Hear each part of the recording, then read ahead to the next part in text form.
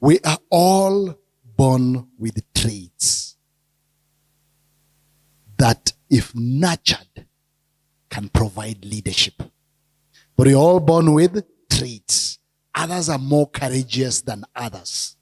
Others are more eloquent than others, isn't it? Others are more, there's a way they can see things and they can pick up on things than others. So we all have traits that we are born with. Does that make sense? Do you agree to that point? The small conversation we're going to have here is going to help us, because then it speaks to what is our understanding of leadership. Because then we realize that even with this trait of being courageous, being eloquent, being able to dazzle people, amaze people, you might not be a good leader by the mere fact that you have that trait in you. And I hope that makes sense. And so all of us have our own giftings, have our own traits, have our own personalities, our own style approaching issues. But to be able to bring out the best leadership out of that, there's a process that needs to happen. And that process could be anything. Could be an experience, pack something. It could be a making, be a training. It could be something. So some thoughts on leadership. Because we know leaders affect everything about us. Some of us have even surrendered our thinking to the people who occupy positions of leadership, isn't it? Because they affect our emotions, how we think, how we respond to issues. Leaders affect us in all dimensions. Is that true? Do you agree to that? That whether you like it or not, a leader is going to affect you. Whether you follow them or you don't follow them, they'll affect you. And of course, we know what is happening in this country right now. Our attention flows where the leader goes. We're very careful, what is he doing today, isn't it? And we're either against it or for it. Either we are responding to what he's saying in a way that maybe frustrates what they are doing, or we are rallying ourselves to support that leader. And so it's very important to really appreciate this even as we start this conversation. Now, I like this concept of genuine leaders. Because there are people who call themselves leaders, but then they are genuine leaders. I like this concept a lot. Perpetually help us to see clearly our choices while never stealing our individuality.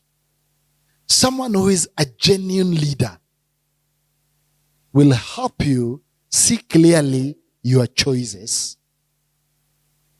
and will not steal your individuality. And so, as a leader, then you have to ask yourself, and we're going to have some questions where leaders in the room here will ask themselves, so as we try to see what this conversation means. The leaders are not seek to dominate through creating dependency, but rather seek to show us the road, independence, strength, and personal freedom. That's a genuine leader. Now, we have people who call themselves all manner of things. Fall short of some of these things that describe who a leader is. Do you agree? So if you ask yourself a question, based on the few thoughts we've had, are you a leader? Are you a leader? Based on those thoughts. You saw some of those thoughts? You remember those thoughts we had earlier on? So based on that, are you a leader? Can you just talk with the person sitting next to you and tell them why you believe you are a leader? Talk to someone sitting next to you. Why do you think you are a leader?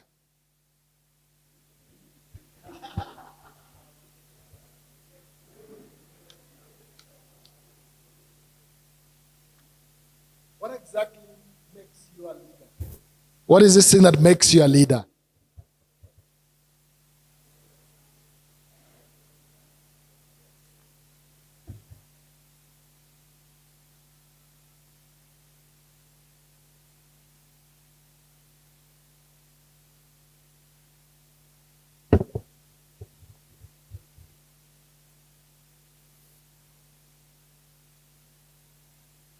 Okay?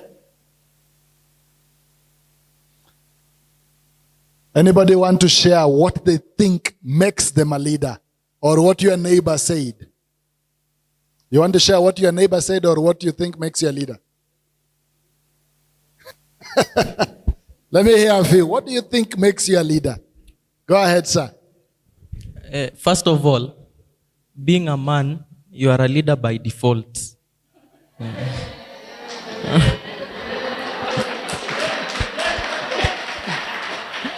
Yeah, so during creation, God created man to lead, to dominate, right?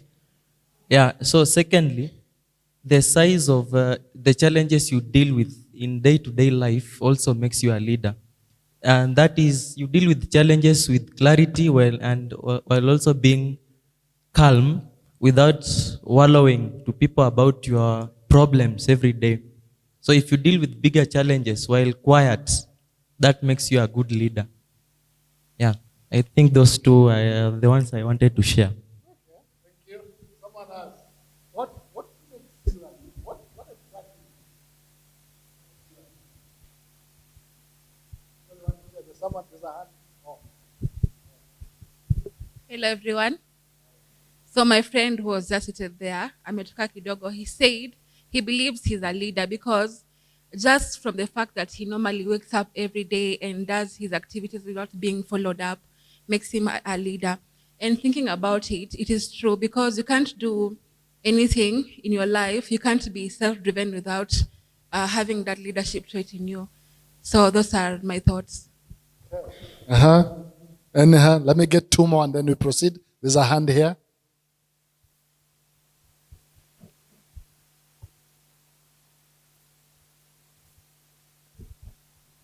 Good afternoon, comrades. Afternoon.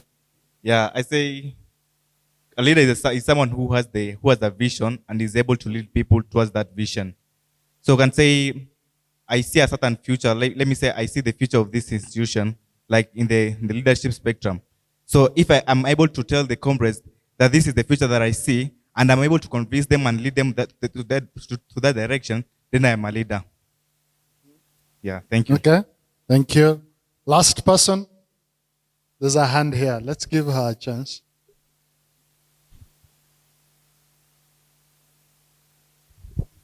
Personally, I think leadership is about having a clear mind. In a room full of chaos, are you able to listen to whatever everyone is saying with an open mind? Can you listen and make decisions without having to involve your emotions in a certain situation? So for me, I feel like leadership is about control and knowing what to do in a certain situation despite the chaos. Yeah. Being able to be still despite the chaos and make clear decisions. Okay, and we can go on and on, but there's a leader and then there's leadership. She's alluded to all that. And we're going to look at some of this quickly. I like this thinking around leadership, this school of thought around leadership. The leadership is a dynamic process of judgment and communication that guides others towards a positive personal and organizational achievement. That is leadership. I like that. It's a dynamic process. It's not an activity. It's not a one-off thing. It's a process of judgment and communication that guides others. So there has to be some sense of you are guiding something. Does that make sense? And so it's important to ask yourself, I know there are all manner of schools of thoughts on leadership, and some people have done research on leadership, but for me, this stands out for me. And when I think about leadership, I think of what process am I putting myself into? It's a mature use of power to enable others to achieve higher goals. It's a mature use of power. And we'll see something about power. Do you agree that leadership is a mature use of power? Comrades, power, isn't it?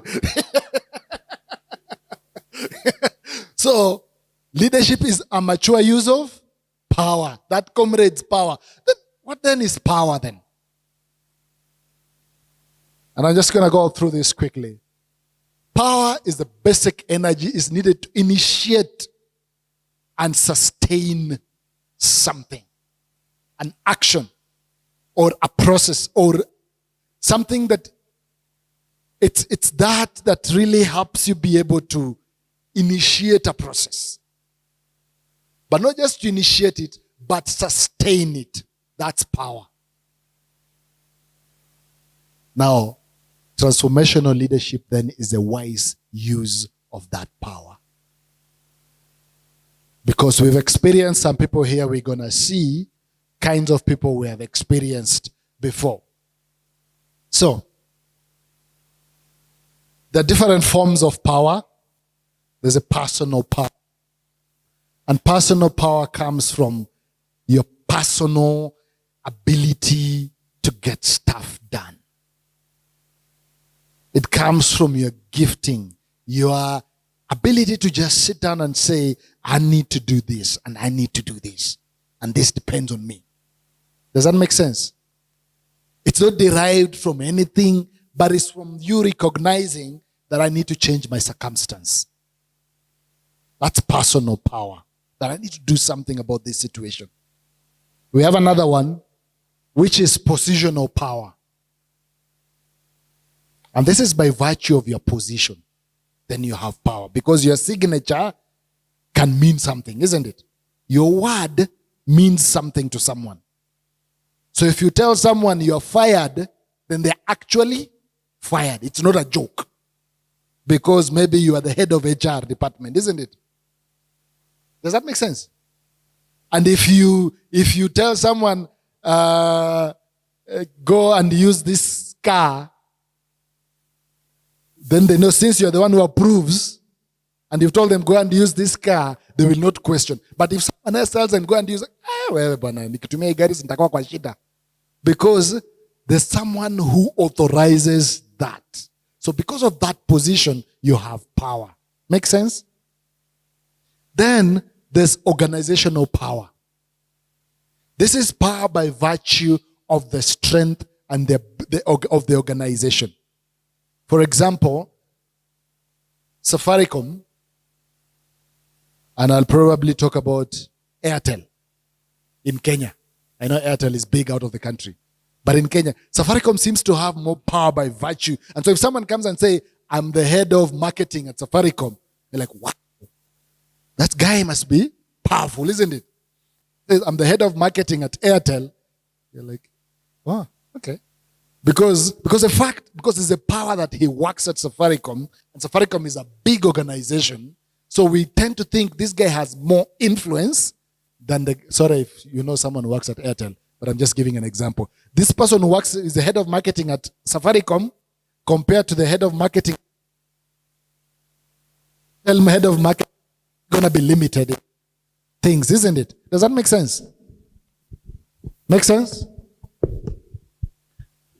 And then there's political power, which is all we know. That one we don't have to explain. But it's being able to manipulate stuff, make decisions, see how to navigate issues with people and all those things. Now, genuine leadership requires a balance of personal and power style. Now, as a leader, you need to ask yourself, and remember when we talk about traits, what's your personal style? What is your personal trait? How are you wired? How unique are you? Do you talk too much? Do you talk less? Are you the one who is extroverted? Are you introverted? Are you a thinker? Are you a feeler? Are you too logical or you are less logical? Because that's your style of leader, of how you show up. And then how then does that play with the power that you have? So if you're talking of personal power, and just about you addressing your own personal issues, what does that mean? Your personal style, how you are. When you're talking about positional power, you have a title, you have a position, and you know you talk too much. Then how does leadership then play into that space? Are you going to be talking every day, dominating all conversations? Or you can tell yourself, hey, you've been talking too much, please keep quiet. Because you need to give other people a chance to talk. Or if you're the one who doesn't always talk, and then you have to provide leadership, what does that mean for you then?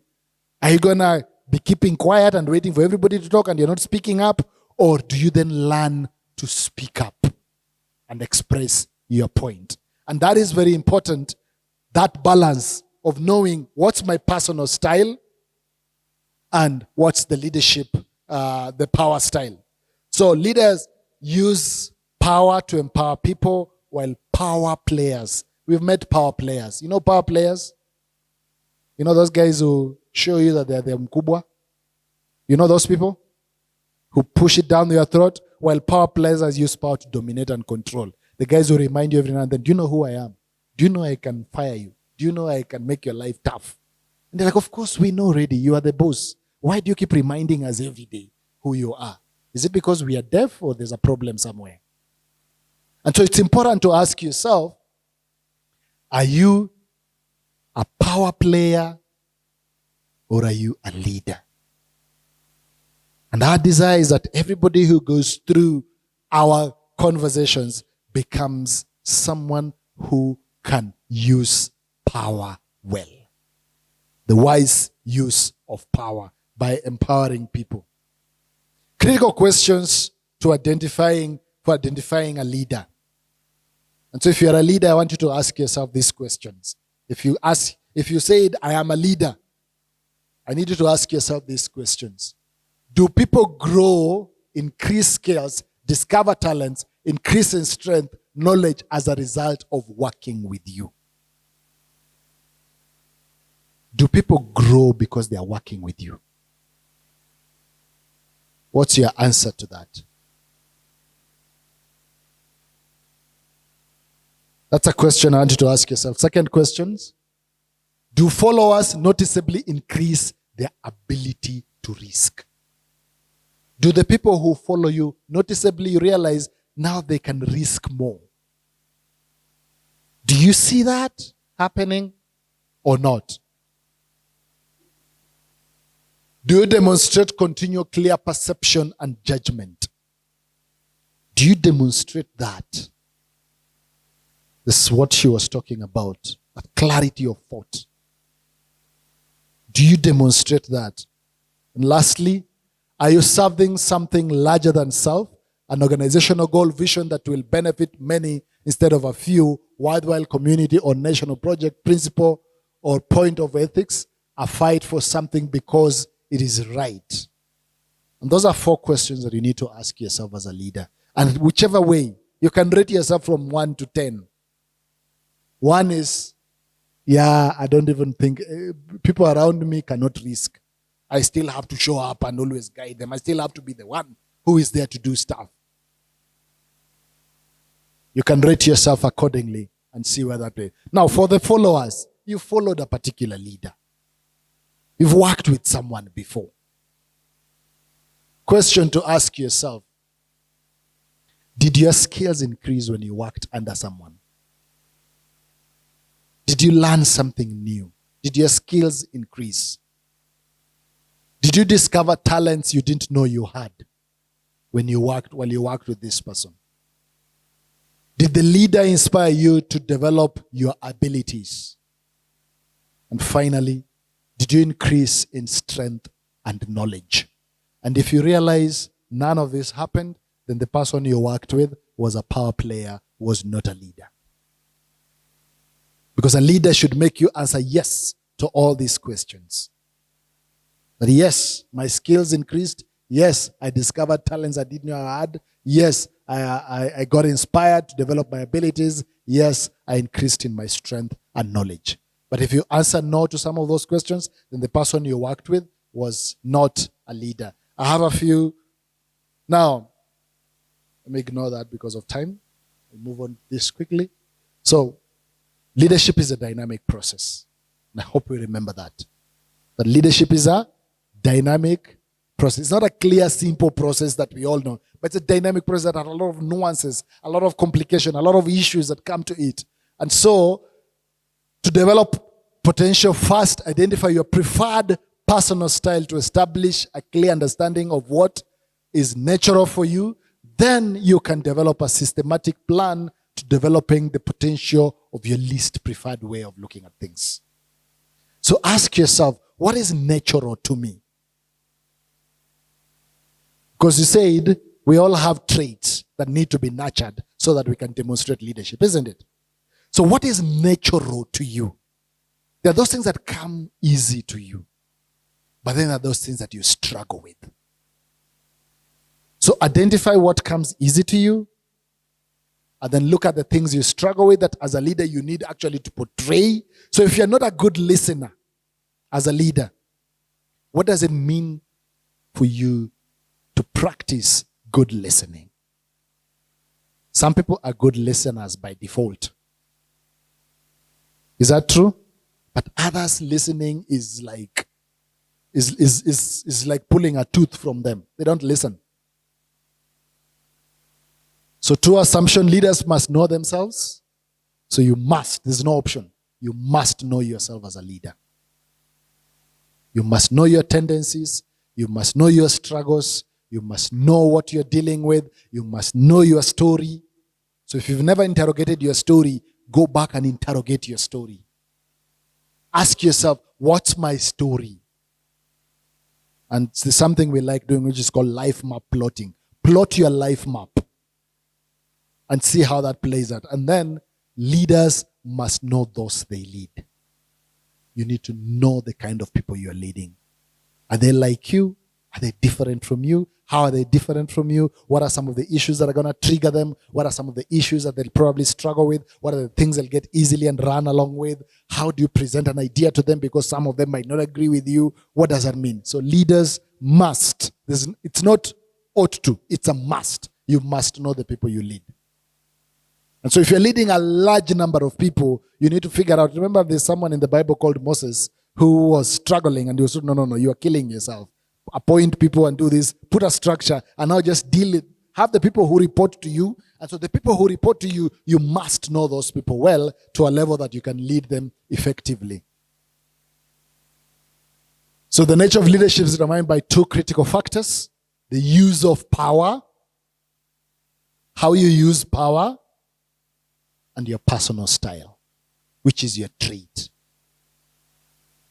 So if you're courageous, remember those traits. And so leadership is about this personal style. So you need to know this. And then how do you use power? Because you can be a power player or a genuine leader. And our desire is that you become a genuine leader who leverages on their personal style to really be able to provide the kind of leadership that we talk about. I'll finish with this. And sorry, I've taken longer than I had thought myself. We all have our tendencies.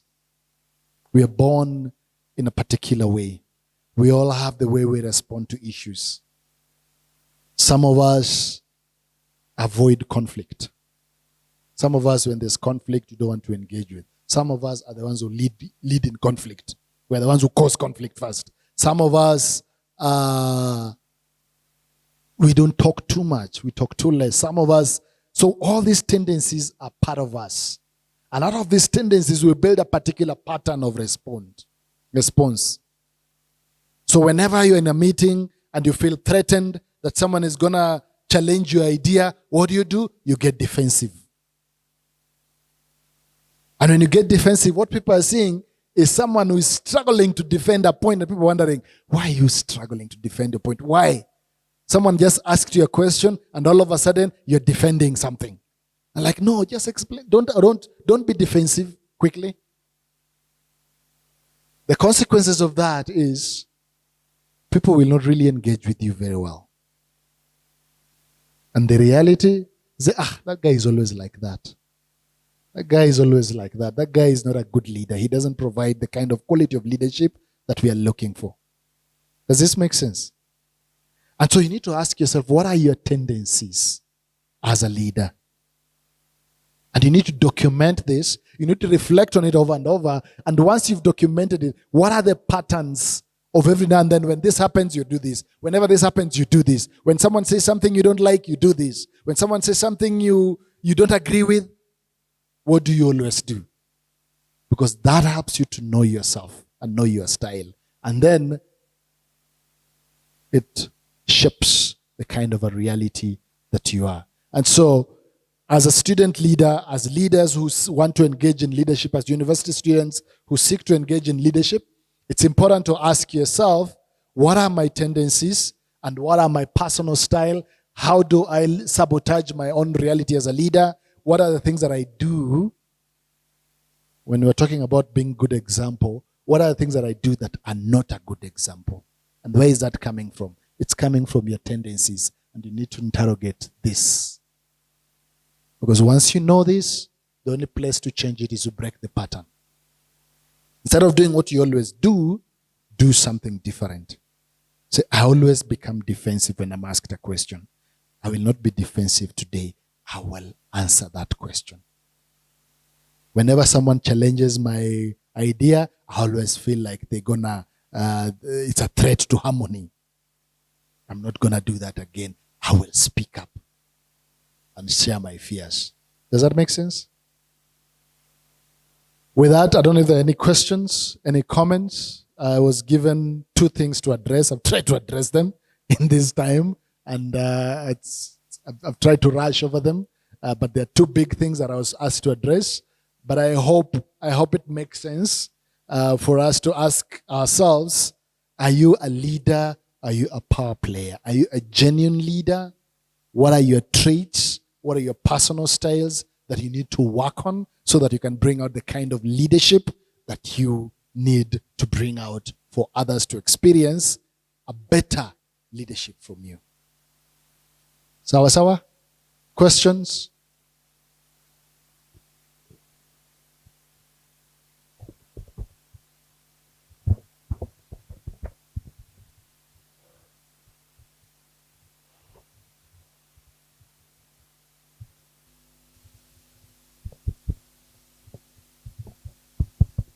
Yeah, I think it's now okay. So my question you've presented on leadership. The question I want to ask is, you asked a question, are leaders born or made? The question I want to ask is, are politicians born or made? And let us contextualize this in Kenya. Are Kenyan politicians born or made? That's number 1. Number 2, what is the difference between being a leader and being a politician? Thank you.